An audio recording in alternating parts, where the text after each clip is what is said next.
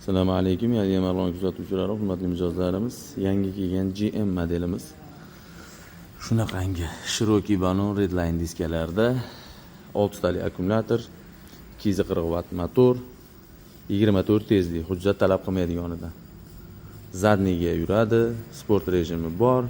Eng asosiysi cruise kontroli bor. Cruise kontrol ishlashi. O'zingizga kerak bo'lgan tezlikka qo'yib qo'yasiz. Sizni qo'lingizda olitmasdan bir xilda olib ketaveradi. Bir tormoz sezganingizda chiqib ketadi.